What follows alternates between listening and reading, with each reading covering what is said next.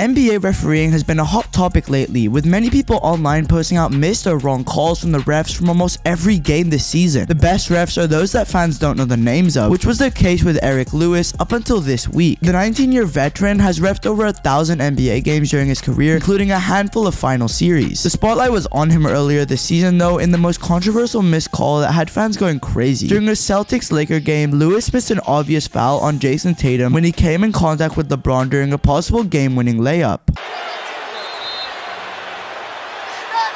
Wow.